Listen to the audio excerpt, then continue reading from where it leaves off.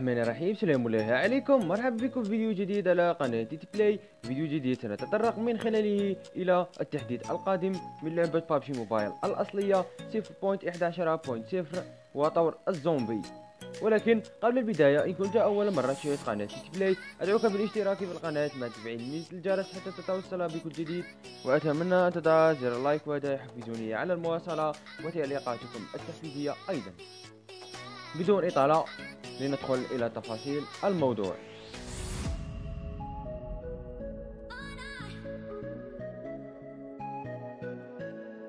لكم من جديد أحبائي، وقد ظهر التحديث القادم من لعبة بابجي موبايل الأصلية 0.11.0، وهو على شكل نسخة بيتا، أي نزلت بشكل تجريبي بشكل نسخة كامل، ولكن ليس على اللعبة الأصلية، بل سوف تقومون بتحميلها من رابط أسفل الفيديو سوف تجدونه.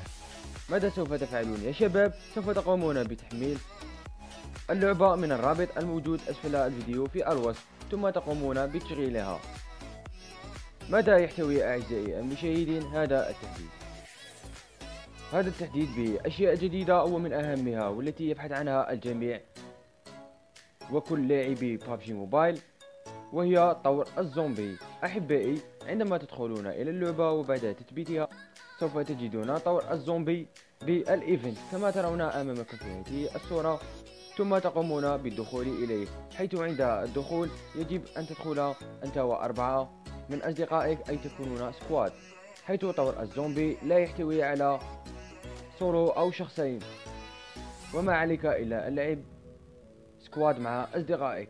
بعد الدخول سوف تلعب مع 15 سكواد وليس أكثر كالمود العادي ب100 لاعب، ويقسمون إلى سكوادات، حيث سيكون عددهم 57 أو 58 لاعب.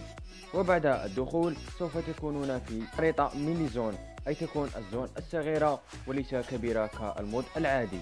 بعدها أعزائي المشاهدين، أثناء اللعب وأنتم تلعبون وتحاربون، سوف يأتي إليكم الزومبي أيضا لمهاجمتكم. عند مهاجمتكم سوف تقتلونهم وتحصلون من عندهم هدايا.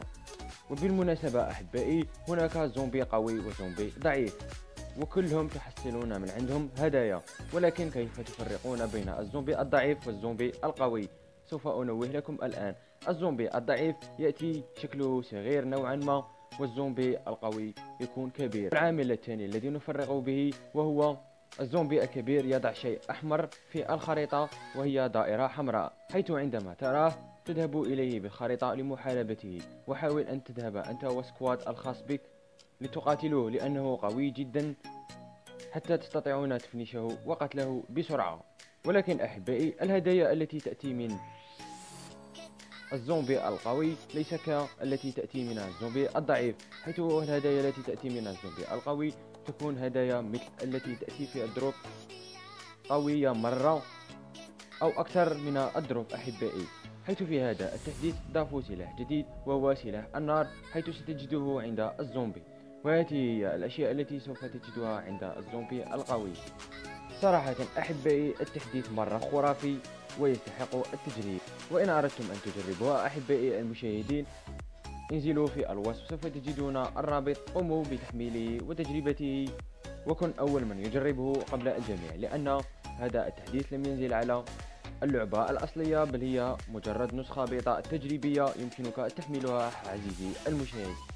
إلى هنا حبيبي المشاهد وصلنا إلى نهاية الحلقة، كان كل هذا ما فيها. أرجو أنها قد نالت إعجابك، فلا تبخل علي بالضغط على زر اللايك وتعليقاتكم التحفيزية، وأرجو أن تصلوا بهذا الفيديو إلى أكبر عدد من اللايكات، وهذا تقديرا لمجهودنا وعلى الأخبار.